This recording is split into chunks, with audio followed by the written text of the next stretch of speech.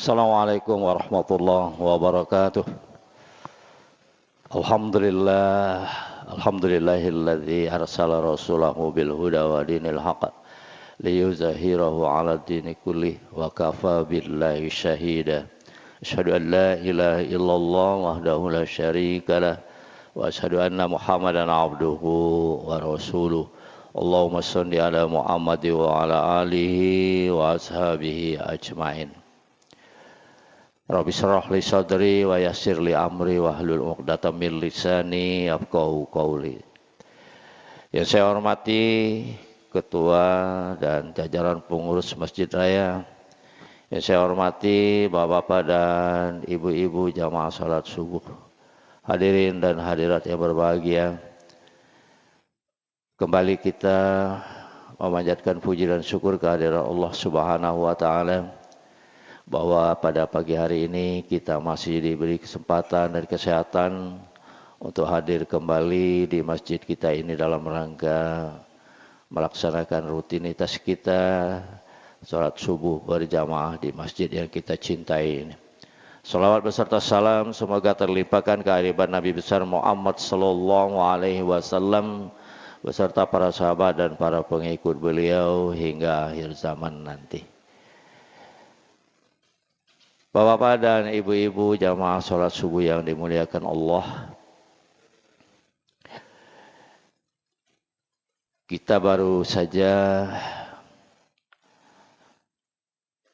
memperingati satu peristiwa di bulan Rajab, yaitu peristiwa Isra dan Mi'raj Nabi besar Muhammad sallallahu alaihi wasallam.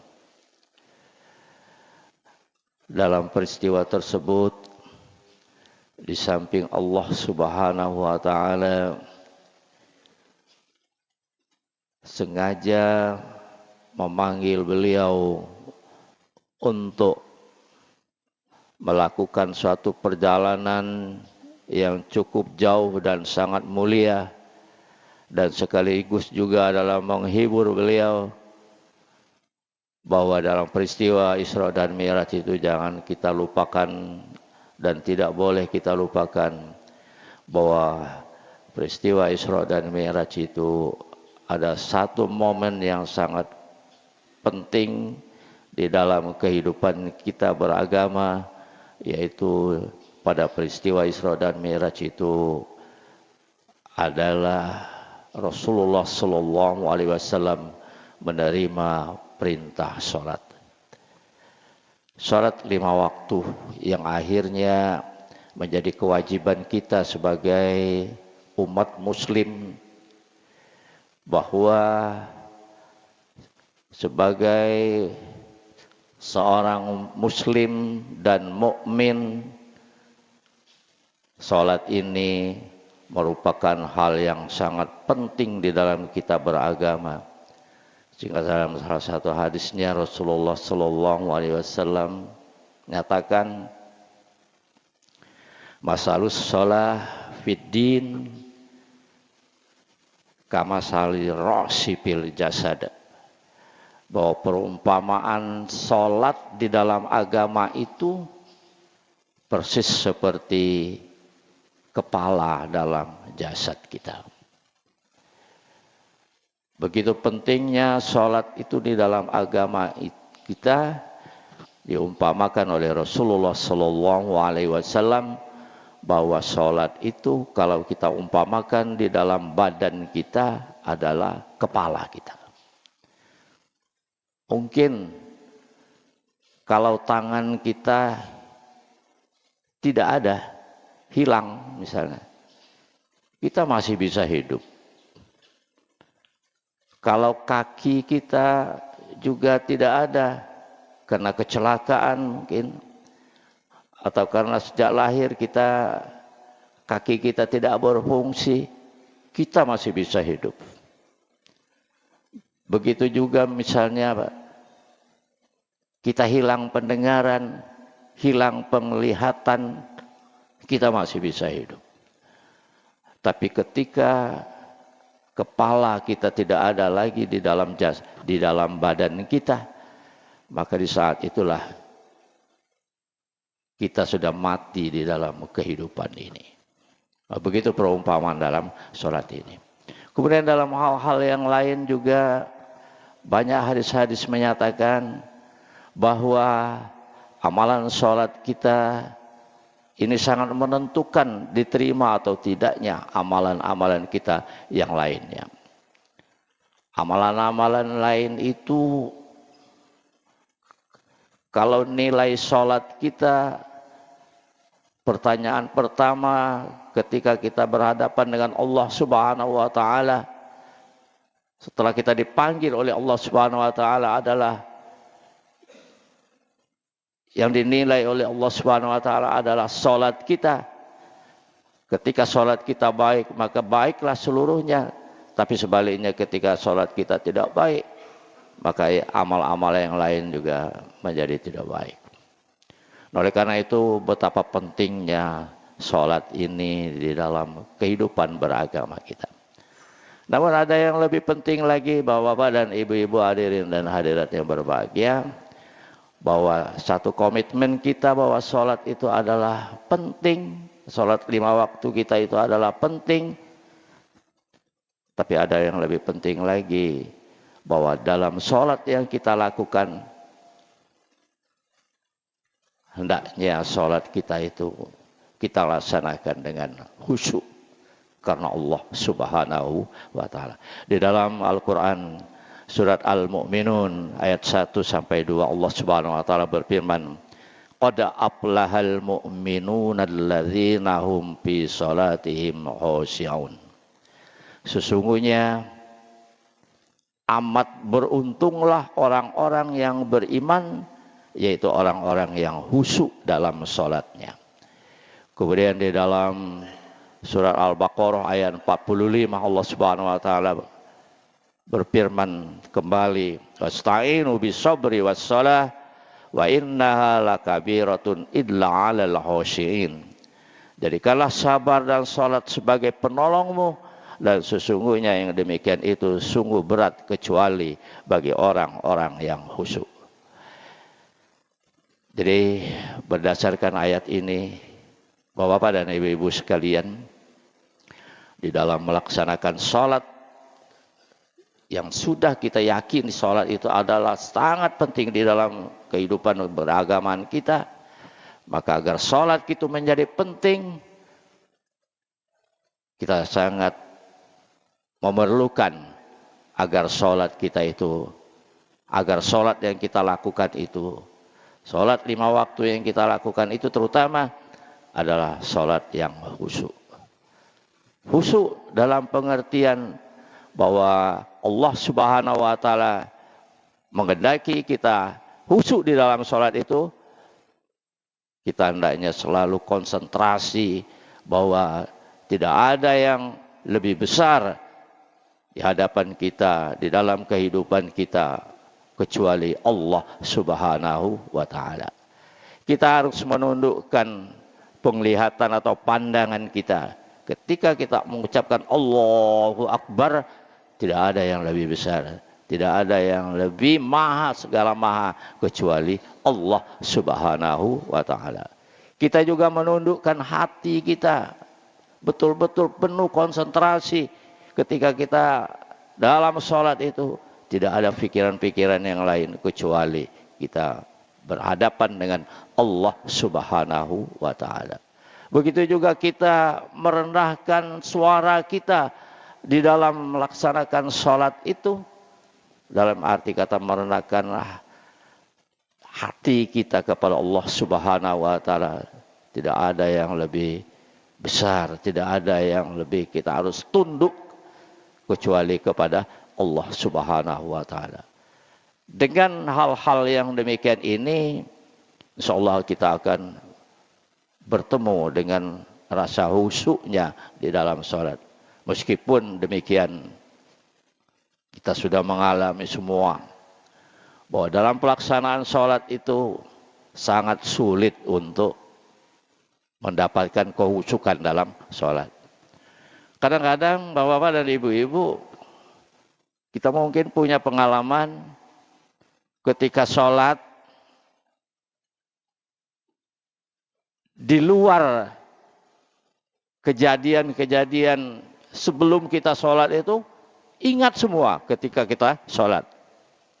Dan ini sering mengganggu kehusukan kita. Misalnya kita sebelum sholat itu, sebelum pergi ke masjid, bercarian di manalah kunci lemari itu ketaruh kan. Di manalah dompet ditaruh kan, kira-kira gitu. Sehingga saking mau cepatnya kita tinggalkan. Kita lupakan. Kita bersegera ke masjid untuk melaksanakan sholat berjamaah.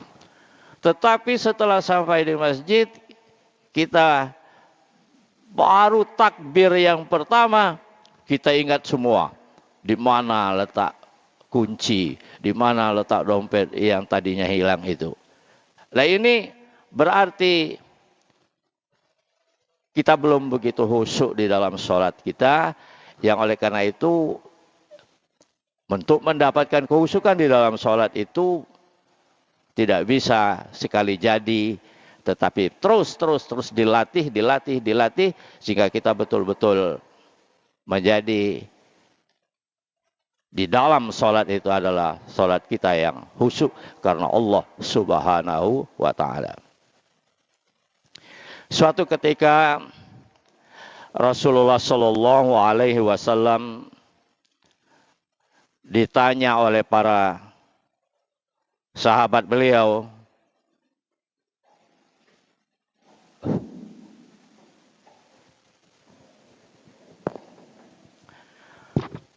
suatu ketika Rasulullah Shallallahu Alaihi Wasallam ditanya oleh para sahabat, wahai Rasulullah, apakah khusyuk itu? Rasulullah Shallallahu Alaihi Wasallam menjawab, khusyuk itu adalah merendahkan diri dalam sholat dari seorang hamba kepada Tuhannya dengan sepenuh hati. Jadi ketika kita berhadapan dengan Allah Subhanahu wa ta'ala di dalam sholat itu, tidak ada lain konsentrasi kita kecuali Allah Subhanahu wa ta'ala. Dan pada saat itu ego kita, rasa tinggi kita, rasa besar kita hilangkan semua. Kita konsentrasi menghadap Allah Subhanahu wa ta'ala dengan merasa diri kita ini adalah rendah di hadapan Allah Subhanahu wa ta'ala. Diri kita ini kecil di hadapan Allah Subhanahu wa ta'ala. Diri kita ini sangat tidak ada artinya di hadapan Allah Subhanahu wa ta'ala dibandingkan kebesaran, kekuasaan dan segala macam yang dimiliki oleh Allah Subhanahu wa ta'ala. Itulah yang dinamakan khusyuk ketika kita sholat menghadap Allah Subhanahu wa ta'ala. Pada kesempatan yang lain, Nabi besar Muhammad SAW juga pernah bersabda, sholat yang khusyuk itu adalah mi'rajnya orang-orang yang beriman. Selama ini kita hanya mendapat pengertian bahwa mi'raj itu hanya dimiliki oleh Rasulullah Shallallahu Alaihi Wasallam dalam pengertian Isra dan Mi'raj yang sering kita peringati setiap tahun itu. Tapi dalam pernyataan hadis beliau ini, beliau menyatakan bahwa sholat yang khusyuk adalah mi'rajnya orang-orang yang beriman. Jadi dengan kita memiliki, mempunyai, dan mendapatkan sholat yang khusyuk, Allah Subhanahu wa ta'ala menilai bahwa sholat yang kita lakukan dengan penuh konsentrasi kepada Allah Subhanahu wa ta'ala itu merupakan mi'raj kita kepada Allah Subhanahu wa ta'ala. Yang ini adalah tentu sangat kita dambakan dan sangat kita impikan untuk kita dapat salat yang khusyuk, dan dengan demikian kita dapat melaksanakan mi'raj kepada Allah Subhanahu wa ta'ala. Kaum muslimin, jamaah salat subuh yang dimuliakan Allah. Jadi bahwa salat yang khusyuk itu dapat kita simpulkan adalah sangat penting di dalam kehidupan kita melaksanakan ibadah sholat, dan sholat yang khusyuk itu sangat menentukan diterima dan tidaknya sholat kita oleh Allah Subhanahu wa Ta'ala. Di mata para cendekiawan, khusyuk atau sholat yang khusyuk itu menurut Profesor Dr. Komarudin Hidayat, khusyuk itu adalah menyeimbangkan kerja otak kanan dan kerja otak kiri. Otak kanan itu otak yang dominan, memiliki perasaan, emosi, dan kemampuan berpikir. Jadi menurut Profesor Komarudin, jadi yang dikatakan khusyuk itu adalah menyeimbangkan otak kanan dan otak kiri. Kerja otak kanan dan kerja otak kiri. Ketika kita mampu menyeimbangkan itu, itulah yang dinamakan khusyuk. Ketika di dalam sholat kita mampu menyeimbangkan kerja otak kanan dan kerja otak kiri, itulah yang kita inginkan di dalam sholat. Kita menjadi adalah orang yang sholatnya khusyuk karena Allah Subhanahu wa Ta'ala. Otak kiri itu fungsinya adalah untuk berpikir secara urut, secara rasional dan hafalan. Jadi dengan demikian, kalau kita melihat pendapat daripada Profesor Komarudin Hidayat ini, bahwa khusyuk di dalam sholat itu kita mampu menyeimbangkan antara otak kanan dan otak kiri, menyeimbangkan perasaan, emosi, dan kemampuan berpikir kita dengan kita berpikir secara urut, rasional, dan hafalan. Jadi ketika kita sholat itu konsentrasi kita kepada Allah Subhanahu wa Ta'ala, tapi otak kiri kita bekerja juga. Kita akan sholat dari takbiratul ihram sampai salam itu ada bacaan-bacaannya semua. Bacaan-bacaan itu adalah kerja daripada otak kiri kita. Jadi berjalan selaras antara otak kanan dan otak kiri. Ketika itu tidak ada yang lain-lain lagi di dalam sholat kita, kecuali kita konsentrasi kerja otak kanan dan menghafal ayat-ayat, menghafal bacaan-bacaan kita di dalam sholat itu adalah kerja daripada otak kiri kita. Otak kanan merasakan kehadiran Allah di dalam sholat, dan pada saat yang sama otak kiri mengingat, menghafal bacaan-bacaan sholat sesuai dengan urutan-urutan yang kita ketahui bersama. Bapak hadirin dan hadirat yang berbahagia, selain daripada itu, sebagaimana yang saya katakan di awal tadi, bahwa untuk mendapatkan sholat yang khusyuk itu bukan main sulitnya. Bahkan para sahabat pun di zaman Rasulullah Sallallahu Alaihi Wasallam pernah ditantang oleh Rasulullah Sallallahu Alaihi Wasallam. Kalau sahabat-sahabat sekalian, kawan-kawan sekalian bisa melaksanakan sholat khusyuk, maka Rasulullah Sallallahu Alaihi Wasallam pernah menyampaikan para sahabat yang mampu melaksanakan sholatnya dengan sholat yang khusyuk, Rasulullah Sallallahu Alaihi Wasallam akan memberikan hadiah berupa kain sorban. Jadi ketika mendengar ini, Terpaculah para sahabat pada waktu itu ingin melaksanakan sholat yang khusyuk. Yang kata Rasulullah Sallallahu Alaihi Wasallam, saking Rasulullah menginginkan para sahabatnya itu bisa melaksanakan sholat dengan khusyuk, beliau menyampaikan bagi yang bisa melaksanakan sholatnya dengan khusyuk akan diberikan hadiah sorban. Abu Bakar As-Siddiq sebagai sahabat Rasulullah Sallallahu Alaihi Wasallam yang mendengar, yang menyaksikan perkataan Rasulullah Sallallahu Alaihi Wasallam tersebut, menginginkan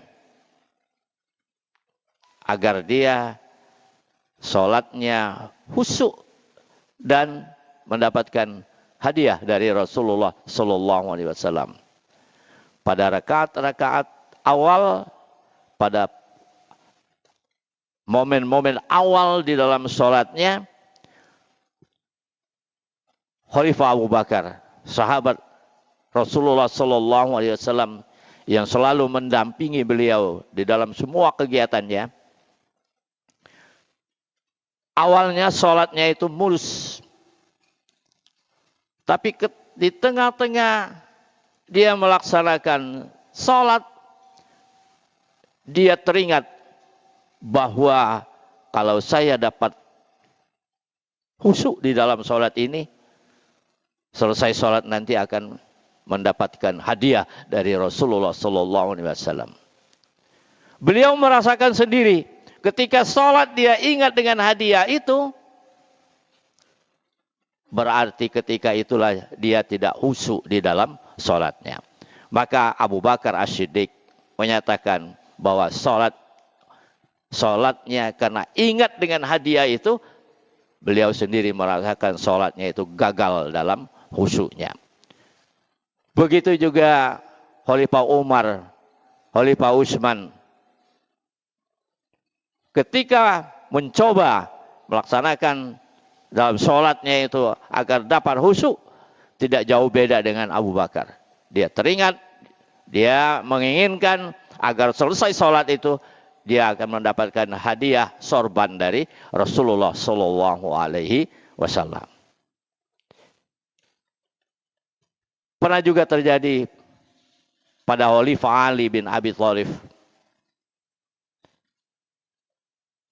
Nilai kehusukan di dalam sholat ini beliau rasakan betul. Bahwa Khalifah Ali bin Abi Thalib itu pernah kena panah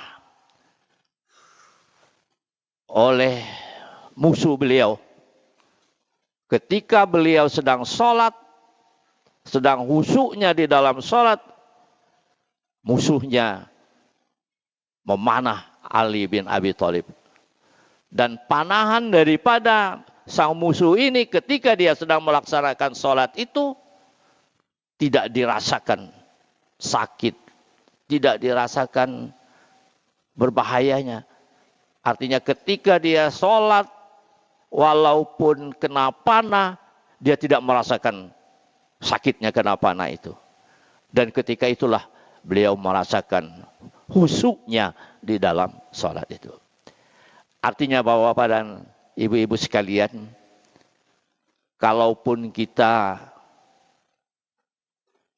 di dalam sholat ada ketidakkhusyukan kita, yang memang sulit untuk mendapatkan khusyuk di dalam sholat itu, tetapi tidak berarti karena kita sulit mendapatkan khusyuk itu, maka kita tidak akan berusaha untuk mendapatkan sholat kita supaya jadi khusyuk. Oleh karena itulah perlu kita latih, perlu kita kerjakan terus, perlu kita tanamkan di dalam hati kita bahwa bagaimanapun sulitnya khusyuk di dalam sholat itu, pada momen-momen tertentu tentunya kita harus konsentrasi pada Allah Subhanahu wa taala dalam kita melaksanakan sholat, dan mudah-mudahan ketika konsentrasi kita penuh kepada Allah Subhanahu wa taala, pada saat itulah kita dinilai oleh Allah Subhanahu wa taala sholat kita dalam keadaan khusyuk karena Allah Subhanahu wa taala. Karena jangan kita sangka seakan-akan kalau kita sudah sholat itu tidak ada gangguan-gangguan. Ketika kita sholat itu mungkin jin setan tidak ganggu kita lagi karena kita lah sholat itu ya. Dia menjauh dari kita. Tapi yang perasaan was-was, perasaan selalu memikirkan gambaran-gambaran kehidupan, biasanya sering muncul di dalam waktu kita sholat. Nah, mampu kita mengendalikan hal yang demikian itu, insyaallah saat itulah kita mendapatkan khusyuk kita di dalam sholat. Dan seperti yang saya katakan, bahwa tidak mudah untuk mendapatkan khusyuk itu, tapi tidak berarti karena dia tidak mudah, lantas kita menyepelekan sholat kita sembarangan saja. Yang penting penuh rukun-rukunnya, penuhi syarat-syaratnya, kita menganggap sholat kita sudah baik. Tapi sebagai orang yang menghendaki agar kita tetap bernilai di sisi Allah Subhanahu wa taala, kita harus selalu memperbaiki diri, memperbaiki ya kerja-kerja sholat kita agar sholat kita itu menjadi lebih baik dan sesuai dengan yang diharapkan oleh Allah Subhanahu wa taala. Inilah kajian kita pada pagi hari ini. Mudah-mudahan ada manfaatnya dengan judul khusyuk dalam sholat ini. Mudah-mudahan kita akan mendapatkan kehusukan di dalam sholat. Dan dengan mendapatkan kehusukan di dalam sholat itu, sholat kita menjadi lebih baik dinilai oleh Allah Subhanahu wa ta'ala. Rabbana atina fid dunya hasanah wa fil akhirati hasanah wa qina adzabannar. Walhamdulillahi rabbil alamin. Nasrun minallah wa fathun qarib. Wassalamualaikum warahmatullahi wabarakatuh.